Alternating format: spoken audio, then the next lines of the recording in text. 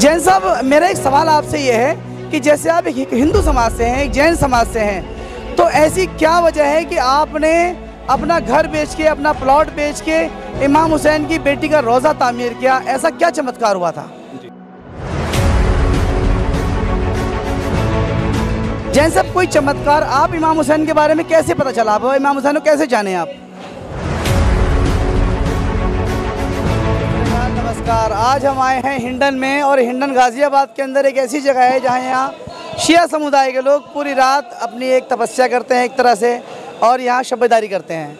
आज हम एक ऐसे शख्स के साथ हैं, ये एक हिंदू समाज से हैं, जैन समाज से हैं, और इनके बारे में इतना कहना काफ़ी होगा कि इमाम हुसैन के इतने चाहने वाले हैं कि इन्होंने इमाम हुसैन की याद में अपना मकान बेच दिया, अपना घर बेच दिया, और घर बेच करके इमाम हुसैन की बेटी का रोज़ा बनाया, और वहाँ पर एक बहुत बड़ा प्रोग्राम किया, मजलिस मातम, बहुत अच्छा प्रोग्राम किया इन्होंने, और पूरे हिंदुस्तान से अच्छे अच्छे लोगों को बुलाया, हर समाज के लोगों को बुलाया, हर धर्म के लोगों को बुलाया, क्योंकि इनका कहना है कि इमाम हुसैन अलैहिस्सलाम किसी एक धर्म, एक मज़हब की प्रॉपर्टी नहीं है, एक धर्म, एक प्रॉपर्टी, मज़हब की जागीर नहीं है।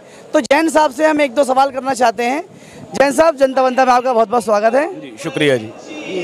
जैन साहब, मेरा एक सवाल आपसे ये है कि जैसे आप एक हिंदू समाज से हैं, एक जैन समाज से हैं, तो ऐसी क्या वजह है कि आपने अपना घर बेच के, अपना प्लॉट बेच के इमाम हुसैन की बेटी का रोज़ा तामीर किया? ऐसा क्या चमत्कार हुआ था? जी, देखिए, पहली बात तो ये कि जो मौला हुसैन को एक बहुत छोटा कह दिया जाता है इस्लाम के बारे में कह के, वो खाली इस्लाम के नहीं है, वो कुल कायनात के हैं।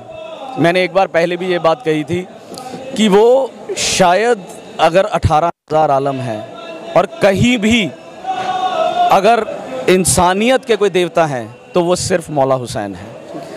और उनकी बेटी शहज़ादी सकीना सलामुल्लाह अलैहा का जो रोज़ा मुबारक बना है वहाँ पर, अगर उसके लिए मुझे खुद को भी बेचना पड़ता तो मैं पीछे नहीं हटता, क्योंकि वो मेरी निस्बत है, मेरी अकीदत है, मेरा विश्वास है, जिसके लिए मैंने, जब उनकी ज़री मुबारक बनी, जब वो रोज़ा बन रहा था, मेरे पास पैसों की कमी हुई उस वक्त, तो मैंने उस वक्त जो प्लॉट पड़ा था उसी वक्त बेचकर उसको पूरा किया था। और अगर उनकी इस सब्र की जो देवी हैं वो शहज़ादी, अगर हम उनके उस मंदिर को वहाँ नहीं बनाते तो उनका जो इतना बड़ा मैसेज है वो उस दुनिया तक कैसे पहुँच सकता, जो वहाँ लोग उनको नहीं जान रहे थे। तो इसलिए हम लोगों ने इस काम को अंजाम दिया। तो जैन साहब ने बताया कि ये जो है इनकी मोहब्बत, इनकी अक़ीदत की वजह थी कि जो इन्होंने अपना घर, अपनी ज़मीन बेच के बनाया। जैन साहब, कोई चमत्कार, आप इमाम हुसैन के बारे में कैसे पता चला? आप इमाम हुसैन को कैसे जाने आप?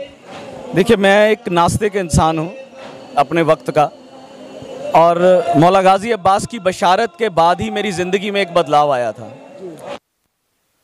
अब आने से पहले, जो ये बशारत हुई है, उससे पहले मैं गरीब नवाज़ के दरबार पर एक बार गया था, जहाँ से मेरी ज़िंदगी में ये चेंजेस आनी शुरू हुई थी।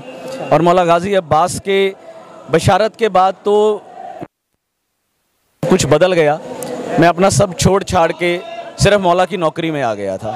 और ये जो एक चमत्कार है, ये ऐसा चमत्कार है मेरी ज़िंदगी में कि कई बार मैं खुद भी सोचने में मजबूर हो जाता हूँ कि उस वक्त हुआ क्या था मेरे साथ।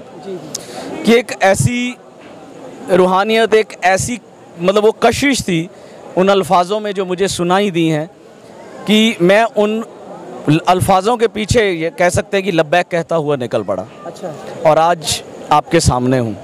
क्या चमत्कार हुआ था? कुछ आपको आवाज़ आई, कुछ सपना आया, क्या चमत्कार था? बेशक आवाज़ थी, चेहरा तो नहीं था मेरे सामने, और उस आवाज़ के जो अल्फाज थे वो मैं आपको बता देता हूँ कि चले आओ मेरी तरफ, चले आओ मेरी तरफ। जी।